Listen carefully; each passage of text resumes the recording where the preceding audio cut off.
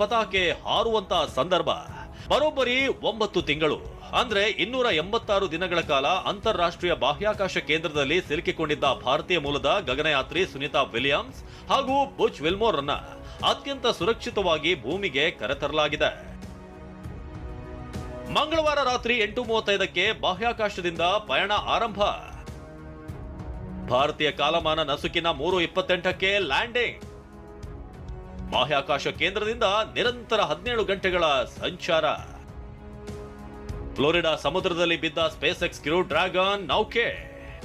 ನೋಡಿ, ಇದು ನಿಜಕ್ಕೂ ರೋಮಾಂಚಕ ದೃಶ್ಯ. ಸುನೀತಾ ವಿಲಿಯಮ್ಸ್, ಬುಚ್ ವಿಲ್ಮೋರ್ ಸೇರಿ 4 ಗಗನಯಾತ್ರಿಗಳನ್ನ ಹೊತ್ತಿದ್ದ ನೌಕೆ ಯಾವ ರೀತಿ ಸಮುದ್ರಕ್ಕೆ ಬೀಳುತ್ತಿದೆ ನೋಡಿ.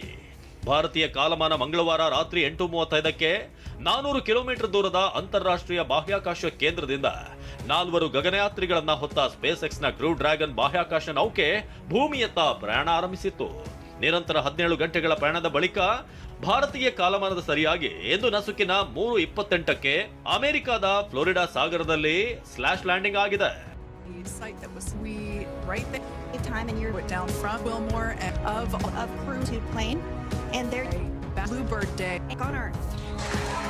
ಅಂತಾರಾಷ್ಟ್ರೀಯ ಬಾಹ್ಯಾಕಾಶ ಕೇಂದ್ರದಲ್ಲಿ ಕಳೆದ 9 ತಿಂಗಳಿಂದ ಬೋಯಿಂಗ್ ಸ್ಟಾರ್ಲೈನರ್ ಎಂಬ ಬಾಹ್ಯಾಕಾಶ ನೌಕೆಯಲ್ಲಿ ಸಿಲುಕಿಕೊಂಡಿದ್ದ ಸುನೀತಾ ವಿಲಿಯಮ್ಸ್ ಮತ್ತು ಬುಚ್ ವಿಲ್ಮೋರ್ ಇಬ್ಬರನ್ನೂ ಕೂಡ ಕರೆತರಲು ತೆರಳಿದ್ದ ನಾಸಾ ಗಗನಯಾತ್ರಿ ಹೇಗ್ ಹಾಗೂ ರಷ್ಯಾದ ಗಗನಯಾತ್ರಿ ಅಲೆಕ್ಸಾಂಡರ್ ಗೋರ್ಬುನೋವ್ ಯಶಸ್ವಿಯಾಗಿ ಭೂಮಿಗೆ ಬಂದಿಳಿದಿದ್ದಾರೆ. ಸೇಫ್ ಆಗಿ ಸಮುದ್ರಕ್ಕೆ ನೌಕೆ ಲ್ಯಾಂಡಿಂಗ್, ಅದ್ಭುತ ದೃಶ್ಯ.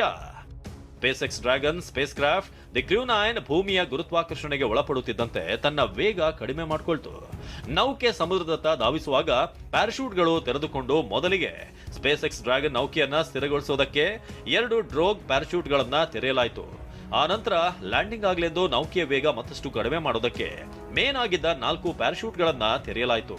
ಇದಾದ ಕೆಲವೇ ಕ್ಷಣಗಳಲ್ಲಿ ನೌಕೆ ಸಮುದ್ರಕ್ಕೆ ಅತ್ಯಂತ ನಯವಾಗಿ ಸುರಕ್ಷಿತವಾಗಿ ಸಮುದ್ರಕ್ಕೆ ಅಪ್ಪಳಿಸಿತು. ಸಮುದ್ರಕ್ಕೆ ಬೀಳ್ತಿದ್ದಂತೆ ಸ್ಪೇಸ್ ಎಕ್ಸ್ ಕ್ರೂಸ್ನ ಕ್ಯಾಪ್ಸ್ಯೂಲ್ ತೇಲಲು ಪ್ರಾರಂಭಿಸಿತು. 4 ಬೋಟ್ಗಳಲ್ಲಿ ಎಂಟ್ರಿ ಕೊಟ್ಟ ಅಮೆರಿಕದ ನೌಕಾಪಡೆ. ಸುನೀತಾ ವಿಲಿಯಮ್ಸ್ ಸೇರಿ 4 ಗಗನಯಾತ್ರಿಗಳಿದ್ದ ನೌಕೆಯ ಕ್ಯಾಪ್ಸೂಲ್ ಸಮುದ್ರದಲ್ಲಿ ಬಿದ್ದು ತೇಲುತ್ತಿದ್ದಂತೆ ಕೆಲವೇ ಕ್ಷಣಗಳಲ್ಲಿ 3 ಬೋಟ್ಗಳಲ್ಲಿ ಅಮೆರಿಕ ನೌಕಾಪಡೆ ಎಂಟ್ರಿ ಕೊಡ್ತು. ಇದೇ ವೇಳೆ ಈಗಾಗಲೇ ಸಿದ್ಧವಾಗಿ ನಿಂತಿದ್ದಂತ ಸ್ಪೇಸ್ ಎಕ್ಸ್ ನ ರಿಕವರಿ ಶಿಪ್ ಕೂಡ ಸ್ಥಳಕ್ಕೆ ಧಾವಿಸಿತು. ರೋಪ್ಗಳನ್ನು ಕಟ್ಟಿ ಗಗನಯಾತ್ರಿಗಳಿದ್ದ ಕ್ಯಾಪ್ಸೂಲ್ ಹಡಗಿಗೆ ಶಿಫ್ಟ್.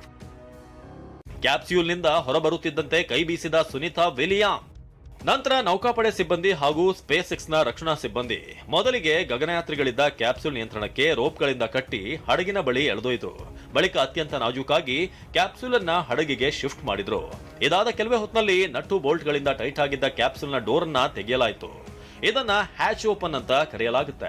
ಮೊದಲಿಗೆ ನಾಸಾ ಗಗನಯಾತ್ರಿ ಹೇಗ್ರನ್ನ ಹೊರಗೆ ತರಲಾಯಿತು. ನಂತರ ರಷ್ಯಾದ ಗಗನಯಾತ್ರಿ ಅಲೆಕ್ಸಾಂಡರ್ ಗೋರ್ಬುನೋವ್ ಅವರನ್ನ ಹೊರಗೆ ತರಲಾಯಿತು.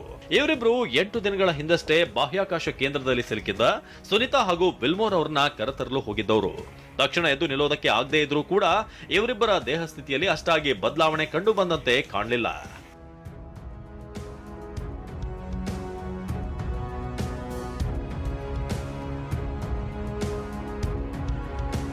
ಇನ್ನು ಮೂರನೇದಾಗಿ ಸುನೀತಾ ವಿಲಿಯಮ್ಸ್ ಅವರನ್ನ ಹೊರಗೆ ಕರೆತರಲಾಯಿತು. ಬರೋಬ್ಬರಿ 9 ದಿನಗಳ ಬಳಿಕ ಭೂಮಿಗೆ ಬಂದ ಸುನೀತಾರ ಸಂತಸಕ್ಕೆ ಪಾರವೇ ಇರಲಿಲ್ಲ. ಎದ್ದು ನಿಲ್ಲಲು ಆಗದ ಸುನೀತಾ ಕುಳಿತಲ್ಲೇ ನಗುಬುಗದೊಂದಿಗೆ ಕೈ ಬೀಸಿ ಸಂಭ್ರಮ ವ್ಯಕ್ತಪಡಿಸಿದ್ರು. ಕೊನೆಯದಾಗಿ ಸುನೀತಾ ಜೊತೆಗಿದ್ದ ಮತ್ತೊಬ್ಬ ಗಗನಯಾತ್ರಿ ಬುಚ್ ವಿಲ್ಮೋರ್ ಅನ್ನು ಕೂಡ ಹೊರಗೆ ತರಲಾಯಿತು. ಈ ಎಲ್ಲಾ ಪ್ರಕ್ರಿಯೆಗಳು ಕೂಡ ನಸುಕಿನ 3:28ಕ್ಕೆ ಶುರುವಾಗಿ 4:27 ಸುಮಾರಿಗೆ ಮುಕ್ತಾಯಗೊಳ್ತು. 4 ಗಗನಯಾತ್ರಿಗಳು ಹೆಲಿಕಾಪ್ಟರ್ನಲ್ಲಿ ನಾಸಾ ಆಸ್ಪತ್ರೆಗೆ ಶಿಫ್ಟ್. 4 ಗಗನಯಾತ್ರಿಗಳನ್ನ ಸ್ಪೇಸ್ ಎಕ್ಸ್ ನ ಡ್ರ್ಯಾಗನ್ ಕ್ಯಾಪ್ಸ್ಯೂಲ್ ನಿಂದ ಹೊರಗೆ ಕರೆತರುತ್ತಿದ್ದಂತೆ ಅವರು ಧರಿಸಿದ್ದ ವಿಶೇಷ ಸ್ಪೇಸ್ ಸೂಟ್ ನಲ್ಲೇ ಹೆಲಿಕಾಪ್ಟರ್ ಮೂಲಕ ಹೆಲಿಕಾಪ್ಟರ್ನಲ್ಲಿ ನಾಸಾ ಆಸ್ಪತ್ರೆಗೆ ಶಿಫ್ಟ್ ಮಾಡಲಾಯಿತು. ಎಷ್ಟು ದಿನ ಬಾಹ್ಯಾಕಾಶದಲ್ಲಿದ್ದ ಕಾರಣ ಇಲ್ಲಿನ ವಾತಾವರಣಕ್ಕೆ ಗಗನಯಾತ್ರಿಗಳು ಹೊಂದಿಕೊಳ್ಳಬೇಕಿದೆ. ಅವರ ಆರೋಗ್ಯ ಸ್ಥಿತಿ ಸ್ಪಂದಿಸಬೇಕಿದೆ. ಹೀಗಾಗಿ ಆಸ್ಪತ್ರೆಗೆ ದಾಖಲಿಸಿ ಅಗತ್ಯ ಚಿಕಿತ್ಸೆ ನೀಡಲಾಗುತ್ತೆ.